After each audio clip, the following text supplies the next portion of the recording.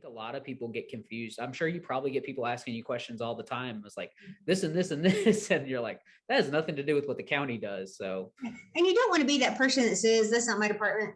yeah, exactly. Yeah. Because one of the first things, one of the first questions I got asked was a fellow wanted to talk to you about the Second Amendment. And I'm like, what are you going to do to protect our guns? I'm like, well, probably nothing. I mean, just because we don't vote on that. We don't vote on platform issues. I genuinely don't. I care about kids who are in portables, know? So, none of those things are important. It's all important. I just know where my passion lies, and my passion lies in the local government. Hi, and welcome to the Jonny Random Show. Today, I have a wonderful guest. I have Rhonda Allen, who's running for the Rutherford County Mayor. She is currently a county commissioner for District 11 in Rutherford County, which is the district that I live in. And I'm so honored to have her as a guest today. And I just have some questions for you. And we'll start off with the first one, which is, what made you get into politics in the first place? Okay. Well, I blame Tony Dover. He's our former mayor. Tony would call me from time to time and see if I would consider serving on a board or a panel or something. And it was never quite a right fit. And so I told him one day, I said, please do not stop calling me. I said, one of these days when you call me, I am going to say yes. So he had called me about county commission, and that was the answer that I gave him was, I can't do it, but please don't stop calling. About 2 weeks went by, and he called me again, and he said, okay, now how you told me not to stop calling, and one day you'll say yes. He said, this needs to be the day. I need you to tell me yes today. So I joked that he didn't talk me into it. He stalked me into it. But really, I think probably the thing that made me even comfortable doing that was the fact that I'd served on planning commission since, I always forget the date, because it was like right at the end of a year. So it was 06, 07, I think, 05, 06 is when I joined the county planning commission. So I had enough of an understanding of county government and how things progressed through the system and what the commissioners did. So I had a general understanding of local government before I got into it. Yeah. But let me go back for a second too and give my love of all things democracy to Ron Scudder. He was my 7th grade social studies and 9th grade civics teacher. And he made learning fun and just gave me a love and a passion for just the idea that we could govern ourselves. And he was idealistic. And so, that rubs off on a young kid. So I've told this story plenty of times that he was the one, behind this. So I had a friend give me a little meet and greet a couple 3 weeks ago. A friend of a friend of a friend brought Mr. Scudder. And I thought I was just going to lose it. I was just so tickled to death to see him because I had given him credit, but I hadn't always done that to him personally. And so for him to go out of his way to come and, be part of that visit, it meant a lot to me. And so he just said, I hope I haven't ruined your life. And I was like, no, do not ruin my life. So, yeah. But, and this is one of the things that I want people to understand too about local government. It's really not, so you say politics because yes, it's political, it's an elected office, but at the local level, it really is community service. You are serving your neighbors. You're taking care of things that touch people's lives every day. So I've never let my family call me a politician. I'm like, I'm a public servant who happens to be elected to be doing the thing I'm doing right now, but I'm always going to contribute and give back to my community. So. Yeah, I love that. The public servant. I wish that we in general maybe change the name of politician to public servant, just as conditioning. That's right. Yeah. So my next question is, what was your toughest vote you ever had to do? I know, and I meant to say this in the introduction, but you served on the county commissioner, on the county commission for 12 years before. So sorry, I meant to say that in the introduction. Yeah. I thought about that question a little bit, and honestly, the very toughest one I ever did was when there was a group of citizens who came to us that, I don't even remember now what year it was, but there was a group of citizens that came to us and wanted to declare Rutherford County as a sanctuary city for Second Amendment rights. And I completely endorse the Second Amendment. I think it's totally self-explanatory. I don't think there's any ambiguity about, what our rights are. The thing that concerned me about claiming that we were going to be a sanctuary city and adopting this resolution was the fact that I never want to lie to anyone. I never want to give somebody a false impression or a false, understanding of how something works. And so the truth is, and that was fundamentally my problem in voting for that resolution. And I did vote for it ultimately, because I didn't want to send the wrong message. I didn't want anybody to think I wasn't pro Second Amendment. I have my carry permit. My dad was a hunter. I have close family who, are gun collectors. So I'm not anti any of that. I really fundamentally it's important to me to tell people the truth. And that, dishonesty is one of my number one pet peeves. So a lie by omission, a lie by misrepresentation. In my world, that's still a lie. And so the reality is, whatever laws are passed at the state and federal level, our sheriff's department cannot pick and choose which laws they enforce. Yeah. And so for us to adopt that and give the citizens some false sense that we had done something that could be enacted felt dishonest. Yeah. And so that was fundamentally my toughest one. Like I said, I did eventually, I did when it came up, I did vote for it, but reluctantly, because again, like I said, I didn't want anybody to think I was anti-Second Amendment, because I'm not, but I also didn't want to give them some false sense of security that they didn't have. So. Yeah, I like that. And so my next question is, what vision do you have for the growth in Rutherford County? Rutherford County is a huge place for growth. Just this last year, especially, I've noticed, and I know a lot of people have questions about, I know there are some things at the county level versus city level versus the state on what you can do. But just from the county level, do you have any plans or vision for what's going on for the growth? Okay, so this is my sweet spot. We're going to park here for a minute, especially being on the planning commission. I didn't know when I got appointed to the planning commission that I was a planning nerd. It was one of those things I got into it and just loved it. I loved everything about it. So, so here's what a lot of things people don't realize is that inside Rutherford County, you have 5 governments. You have 4 cities, and you've got county government. Also, that means you have 5 planning departments. And so every one of them does something a little bit different. Here's the other thing people don't understand is that, so the county, we are a subdivision of the state. So we are only authorized to do those things that are explicitly expressed in the TCA that we're allowed to do. Right. So if the state legislature doesn't speak to it, if they're silent, we can't do it. A city, because they operate under a municipal charter, they have greater authority. So a simple example would be, in a city, you can have an architectural review committee, and you can say, I don't like those building materials, you need to change that. At the county level, we're not allowed to have an architectural review committee. The only time we're allowed to have that is if a developer requests a special zoning called the PUD, which is a planned unit development. Then when he does that, usually he's exchanging density for some open space, which again should be a good thing that helps us preserve some green space. But when he does that, to give him that density credit, more or less, he has to give us a pattern book. And so in that pattern book, he's tied to it. And so he says, this is what I promise my development will look like. This is going to be the layout. This is going to be, the materials. So to give him that special exception for that zoning, we get to have some control, but that's only if he requests it. If he comes in and wants to build single family dwellings and wants to make them all, 1,000 square feet vinyl houses, and as long as they meet the setbacks, that are required and he can get utilities to them, we legally can't tell him no. So it's the same thing when people complain a lot of times about apartments. If an apartment is approved in a zoning area, a zoned area where multifamily units are allowed, then by right, they can build them. So, so that's the foundation educational piece, and then we'll get to your answer. Yeah. So a big part of what we need to do is we just need to make sure that we've got more collaboration, more communication between our planning departments and our cities. When I was on the planning commission, when I first started, if something came and it was in Smyrna's urban growth boundary, one of the first questions I would ask was, has Smyrna seen this? Just to see if they had any input, because the idea behind the urban growth boundary is that eventually that parcel could be annexed into the city limits. Right. And then the state legislature changed that a little bit, which we'll go down that rabbit hole in a second. But so when I asked that question, has Smyrna seen this? I mean, everybody kind of looked at each other like, no, why would they? And I'm like, well, it's in their urban growth boundaries. So maybe we should just show it to them and get their input.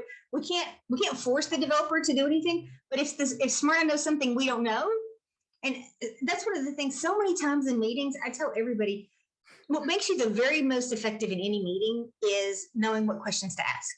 Right. So a lot of times whenever anybody will call me with input on anything, I'll say, tell me what I need to know. Tell me what I need to ask. Because if I know what questions to ask, I can get to a good, decision. But if you don't know the question to ask, then you have unintended consequences sometimes. Right. So that was my thing in asking about Smyrna. I'm like, let's just ask. Maybe there's a road planned. Maybe there's, something happening in that area that's going to impact this development at some point. So every community does a comprehensive plan, and the comprehensive plan is supposed to be good for 20 years. They're really good for about 13, because especially when you grow as fast as we've grown. So ever so often you have to update those.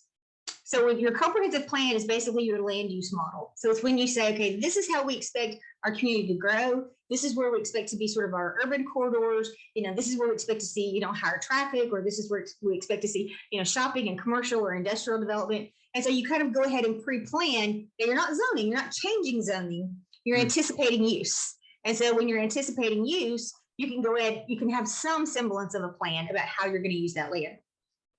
So then that way, when a developer comes in and they say, we already have an next door neighbor who is zoned light industrial, I want to be light industrial. That makes it easier than if they come in and they say, this is residential, and right next door, I want to be light industrial. They're like, okay, we need some buffer space between those two things. That's not going to work. So from that comprehensive plan, the other thing that is grown out of that is a major thoroughfare plan. The major thoroughfare plan is basically your roadmap, literally, of roads, that tells you these are the roads that we think these are going to be the corridors that are going to be expanded. And then that information is shared with folks in Nashville, where we can apply for grants, things like that. So the whole road use planning deal is born out of that comprehensive plan. So if Murfreesboro does one and Smyrna does one and Rutherford County does one and they don't match, that's not a very good plan. Yeah. So that's one of those things where we've got to have closer communication, closer collaboration on all of these sorts of things. And then the next step from that is, once we get it right inside the county, that bleeds over into our neighbors. Because, and I know one of the things that people want to talk about a lot of times is, housing, affordable housing, and how difficult that's becoming in our community because of the growth, because of so many, outsiders coming in. Well, when Williamson County, when they went to what they called their town and country zoning, where they had a minimum lot size, acre lot for their property, all that did was shove developers across the county line and want to build here more because they could get more houses on the same size land. Yeah. Well, I had an old boss who used to describe problems as squeezing a water balloon. And that's what they've done. They just squeezed them in there over here. So we still have that problem. But guess what? Clarksville has that problem, and Lebanon has that problem. That problem is everywhere. The entire Nashville MSA is experiencing that affordable housing crisis, this growth crisis. And so first we start coordinating internally. And then once we do that, we can sort of model that with our neighbors. And we can begin to do that more with our neighboring counties. And then honestly, kind of take that approach to Nashville, because there are plenty of things, like I said, that we have to get approval from the state legislature on. But if we go as the entire Nashville MSA versus just one county, that's a much more powerful voice. Yeah. So, and just honestly, it's just talking to each other. It's just communication. It's not hard. It's just being intentional about it. Being very intentional about it. Because, another thing people want to know is, why would I want to be county mayor? Fundamentally, and this goes back to the answer to this question about communication, fundamentally, people do business with folks they know, they like, and they trust. Mm-hmm. County and city government is no different. Yeah. People do business with people they know, they like, and they trust. And so it's important for us to have good relationships between the cities and the counties. I almost feel like a little bit, and this didn't dawn on me for several years. And I can kind of come back and tell you my aha moment. Mm-hmm. But when I look back at it, I see that really from the very beginning as a commissioner, I was conditioned to see the world through the lens of us versus them. And it was county versus city. And part of it was some resentment because, the cities could do things, they had authority to do things that we couldn't do. But, so like where I said, they have more authority, we have more responsibility because statutorily we're obligated to educate the kids, to provide public safety and run the jail, manage trash, manage zoning. Those are all big, huge issues that we share as a community. And those are things that fall on us. So every time, Murfreesboro, Smyrna, whoever, they approve, more houses, Rutherford County has to educate those kids. Yeah. So there's sort of that. So anyway, so there was some resentment with that of us versus them. And where that part of where that showed itself was when Rutherford County, when we go to the bond market and we borrow money for an elementary school. So it's anything that's in the same grade band that the Murfreesboro City Schools operate, K through 6. We have to automatically give them a percentage of that borrowing. So we have to borrow more than we actually need. We have to give that to them to help fund their school system. Yeah. So many people have, that I've experienced as I've gone through this would try to figure every way in the world to maneuver to minimize that number or, try not to, and we always did it. We always met our obligation. But if there was some clever way to structure the financing, where we could do internal funding or something, there was always that goal to not borrow that additional money. From a fiscal standpoint, I completely get why you wouldn't want to borrow more than you need. But instead of us saying that we have to give that money to Murfreesboro, we should be saying we get to give that money to Murfreesboro because they educate 10,000 kids that we don't have to educate. Yeah. They don't have to have a school system. They could lock the doors, hand us the keys, or not even hand us the keys, just say, we're done, we're out, So anyway, so it's that kind of mentality, it's that kind of a partnership where, those kids in Murfreesboro, those are Rutherford County citizens. Yeah. And we don't need to treat them like they're not. Yeah. Yeah. Well, that's great. I really like that emphasis on relationship. I think a lot of our politics today, just in general, is very much us versus them mentality. And you hear a lot of politicians speak in terms of, I can't, that's outside of my, and sort of pushing it off. And so I like that, what you're saying there a lot. I heard on WGNS when you were doing an interview a couple of days back, talked about a connection road from Smyrna to Cool Springs. And I just wonder if you could elaborate a little bit more on that. It sounded interesting. It is. It's really exciting. So a while back, Smyrna started lobbying for an exit at Rocky Fork Road, trying to relieve some of the traffic off of Sam Ridley.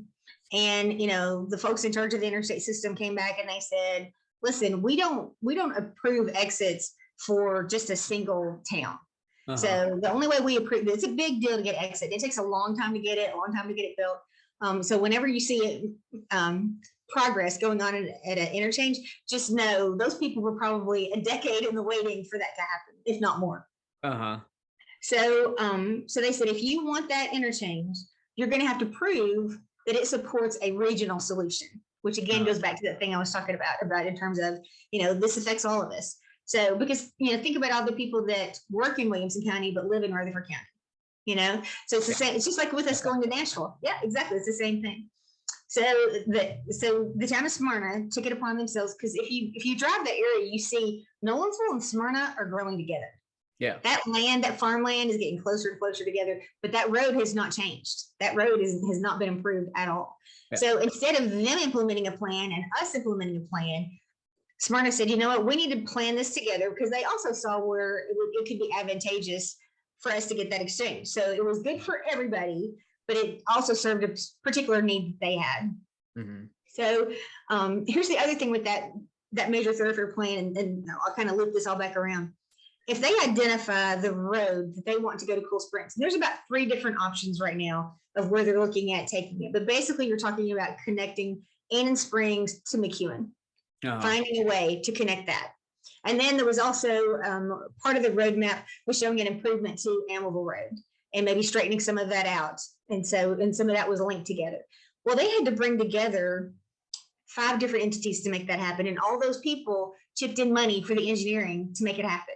So it was Williamson County, Brentwood, Franklin, Nolensville, Smyrna, and maybe it was 6. I may not have all those right, but Williamson County, Rutherford County, I know was one of the people who chipped in money on that. Brentwood's probably the one who wasn't. I think it was the others.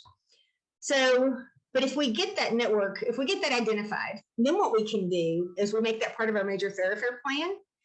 Once you put that in that book, then as developers come in and they begin to buy up that raw land, you can say, okay, Mr. Developer, you can develop that land, but you have to dedicate this space for a future road that's coming.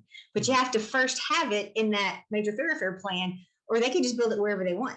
Yeah. So you can't call dibs on a road you've not planned for. So that's kind of what that is you called dibs on that road and said, you can have your development, but you're going to have to leave us this much right of way in order for a future road project. So what is the time frame for that? I know. No, ideally it's the sooner the better, but again, those are the kinds of things that now you have to figure out where does the money come from. Once you get the plan and you get it in the major thoroughfare plan. So, everybody chipped in some money to do the engineering. What's that going to look like to chip in to build the road?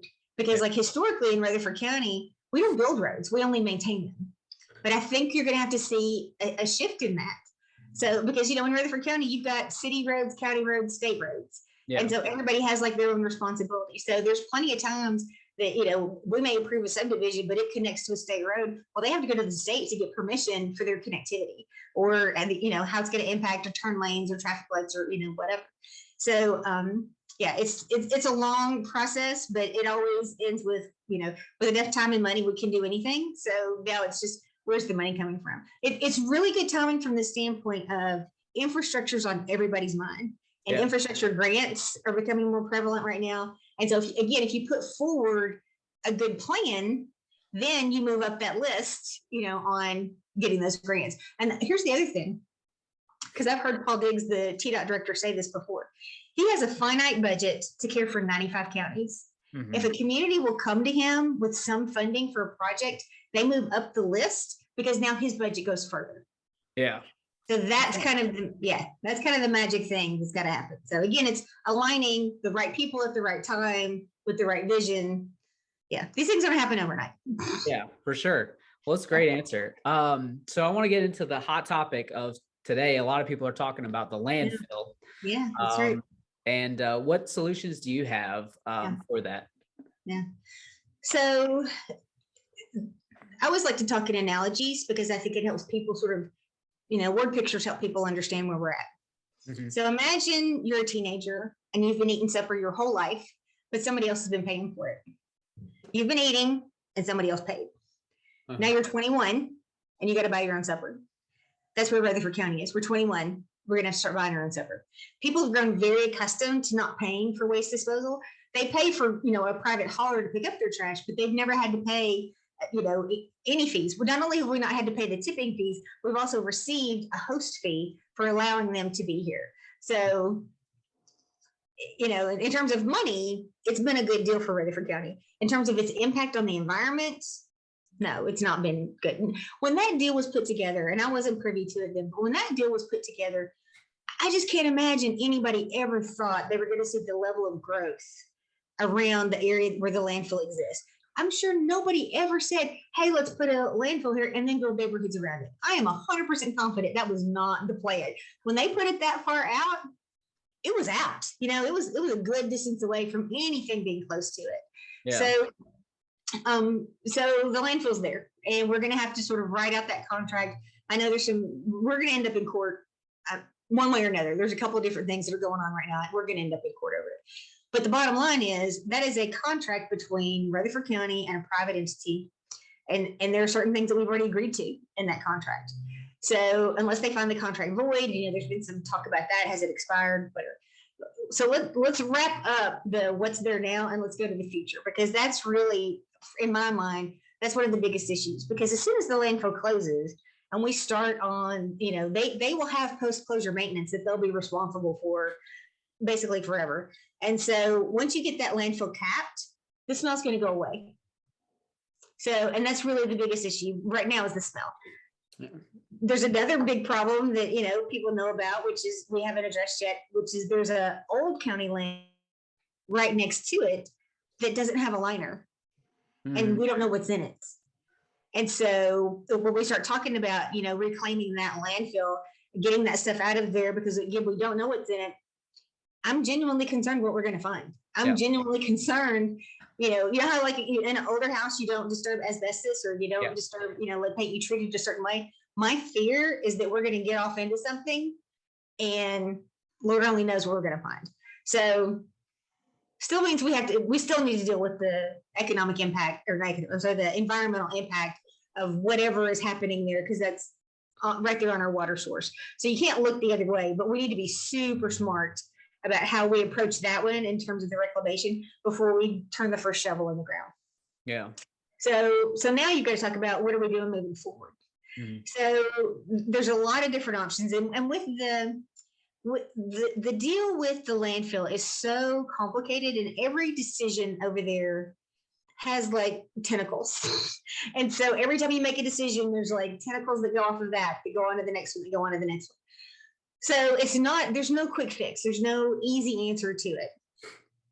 The bottom line for me is that the waste disposal is going to happen outside Rutherford County. Rutherford County land is entirely too valuable for us to expand or create a new landfill and continue dumping. You've seen the price of land and houses in this area. That is just not a wise use of our land. Yeah. So as we talk about things moving forward, there's some really exciting technology that came out of Warren County, and it's been around for a while. It's not new. I remember going to see it when I first came on the commission.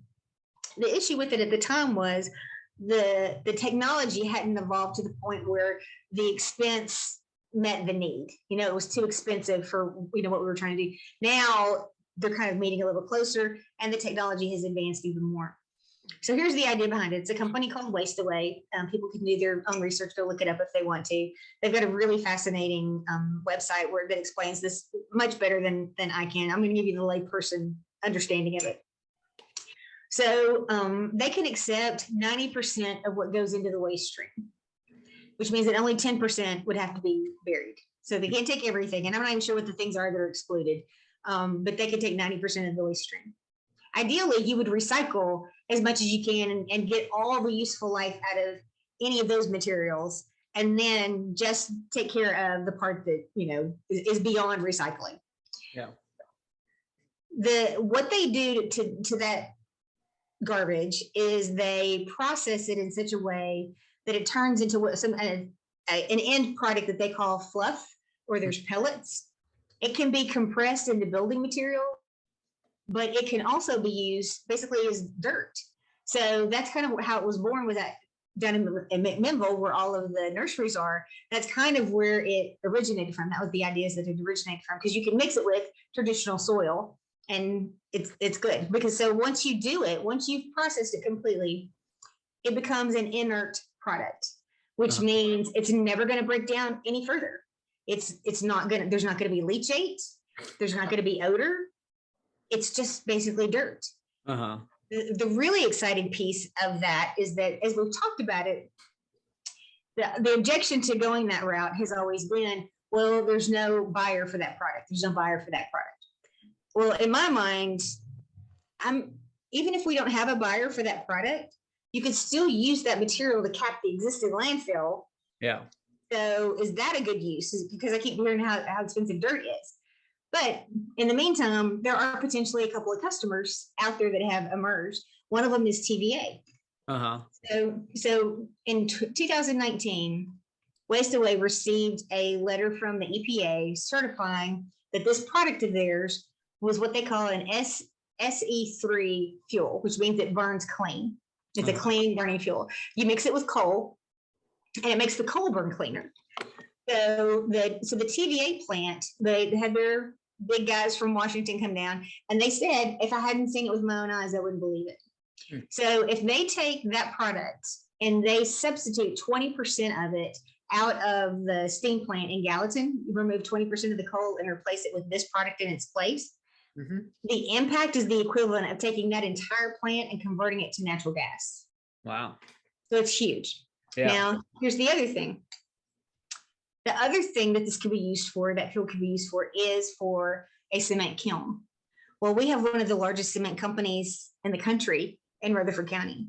And so I had an opportunity to speak with my colleague, and I asked him about it. I'd sent him the letter, and I asked him about it. I said, is anybody talking to you about this? And he said, no, I'd like to know more about it. So I know meetings have happened. I know conversations have happened between Smyrna Ready Mix, Murfreesboro, Smyrna, and Waste Away. So think about it. I mean, if you had an end user in the county, now you're not even having shipping costs. Yeah. You know, so it could be such a huge win-win. The big impact for me is the fact that environmentally, we've moved beyond being cavemen and burying garbage. Yeah. You know, so that's really for me, because in all these years we haven't figured out a better way to deal with our wastes. Yeah. Yeah. So anyway, it's very exciting, the future of what we could potentially do. And of course, I think at some point you may see, curbside recycling countywide. Because right now the city of Murfreesboro, they're the only ones who are in the trash pickup business.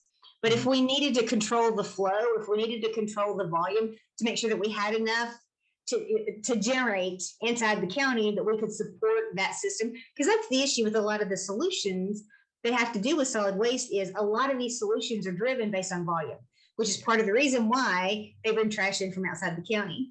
Yeah. And the county residents have said, no more. Yeah. No more. We don't want anybody else's trash. So we just need to be as smart as we can with ours. Because think about it, we haven't even factored into some of these numbers of our waste. We haven't factored in the commercial waste or the food waste or, even our commercial waste. It's just residential waste is primarily what we've been talking about. So if we could figure out a way to capture all of that, we could probably support those goals. We could support the things that Waste Away could do with that end product. Yeah, I love the idea of that private-public partnership too. I like the vision there in that. Yeah. So this is a little more lighthearted question. We've done the hot topics. Yeah. So what's your favorite place in Tennessee? I would have to probably say Bun Eagle Mountain. My daddy grew up on Bun Eagle Mountain. And really it's the view is the thing. I'm a sucker for a view. And one of my favorite views in all of Tennessee is after you've crested the mountain and you're coming down on the other side, when you look out over that valley. I've said it a million times to my family, especially when the sun's just right in the sky and the trees are just the right color of green. I'm like, I don't know how you can look at that and not say there's a God, because it's just magical. It's just that beautiful. So if I had to pick one spot, that's the first one that pops in my mind. Yeah, Tennessee is beautiful. I love all the places to hike. Well, I appreciate your time. I know you got lots of stuff to do, and I'm not going to keep you too long. But I really appreciate you coming on today. Early voting goes through Thursday, the 28th, April 28th. Yeah. And then the primary is on May 3rd. And we really do need people to turn out. Like right now, early voting, there's only been like 4,900 people who have voted in a week and a half of early voting. And we have 201,000 registered voters. So that's 2.4% have voted. So it's going to be a very low number of people who are going to decide this election. Yeah. So everybody get out there and vote definitely in this primary, May 3rd. Yeah. All right. Thank you so much for your time. And that is it for this interview on the Jonny Random Show. Thank you. All right. So we're going to do a little tail end on this, just to talk a little bit about what county government does and what it doesn't do, and just give you a little bit of education piece on the end here. Okay, fantastic. So this is the primary function of county government. We're responsible for schools, roads, public safety, solid waste, and zoning. None of those are platform issues. And so my first time running for county commission, we did not have to declare a party. We ran as independents. And ideally, I really think for local government, that's what we should do. I've had so many people reach out to me and ask about, this or that thing. 85% of the questions on my Facebook page are about state and federal issues. People don't realize. And, our voter turnout in local elections is very, very low. So it's a little disappointing. But so the relationship, like I talked about, between the cities and the county is that, again, like I said, we can only do those things that are specifically granted to us by the state legislature. So here's another example. Several years ago, they enacted a law called the County Powers Relief Act. And what it did was it relieved counties of their power to charge what they needed to charge developers to help pay for growth. Now, if you had your private acts, which is what we function under as counties, if you had your private acts written in such a way about 20 years ago where you could slide in some additional fees, you could implement them. But if you didn't have your private acts written in such a way, didn't know to have them written in that way 20 years ago, then you can't. So that's why Williamson County had it in there so they can charge an education impact fee. We don't have it in ours, so we can't. So everybody talks about wanting growth to pay for itself, and it just doesn't. Statistically speaking, it takes about 8 years for a new household to begin paying for itself. Yeah. But they begin consuming those services immediately. Fire safety, roads, all that. Had a conversation recently with a fellow who said, shouldn't homeschool families, shouldn't they get a discount since they're not sending their kids to school? Mm-hmm. And my thinking on that is, well, then by that logic, anyone who doesn't have a child in the school system should get a discount, right? I mean, doesn't that logic would track? Right. But the problem is that it's just like, I don't drive on every road of the county, but I pay for every road in the county. Yeah. Somebody generationally paid for the desk you sat at, and they paid for the textbook that you used. It wasn't you. You didn't pay for it, unless maybe you went to private school. But yeah. But that's the point is, as a society, we have agreed there are certain things we're going to come together as a community and we're going to provide. And so one of those things is educating children. Yeah. I had another conversation with a gentleman who, we do get a lot of English as a second language learners. In our school system. I don't remember what the exact count is, but I know we speak over 100 languages inside our Rutherford County schools. Wow. So it's very diverse. People would be very surprised. So that is growing so much that we're spending a lot of money on those teachers, because they have to basically teach children English first and then try to teach them fractions and try to teach them all the other stuff that our kids struggle with every day. So when they do that, so this fella, he had a relative who was a teacher that was telling him that they get probably 5 students a week that are English as a second language learners. Mm-hmm. And, his thinking on that was, well, why are my tax dollars, going to pay for that? Well, again, it goes back to statutorily, the county is obligated to educate those children regardless of their immigration status. We don't check that. We just know they're a child, they're school age, we have to educate them. Mm-hmm. So if you track that logic and say, we're not going to educate children who are here illegally, well, if you exclude them from the education process, you've just set them up for one path in life, and that's crime. It's a lot less expensive to educate a child than it is to incarcerate an adult. Yes. So that was kind of my conversation with him. And I said, if you set them up for a life of crime, that's not good for society. And so he said, well, they're criminals anyway. They're coming here as criminals. Well, little Jonny, who's 5 years old, is not a criminal. Yeah. And so I think as a society, again, helping educate him and letting him be a productive citizen and give back to the community, that's part of that, responsibility. It's a generational responsibility too, and a societal responsibility. So then his thinking was, well, can we at least give them their own school so that we can focus on that and not take those resources away, And I said, well, no, you're talking about segregation, so probably not.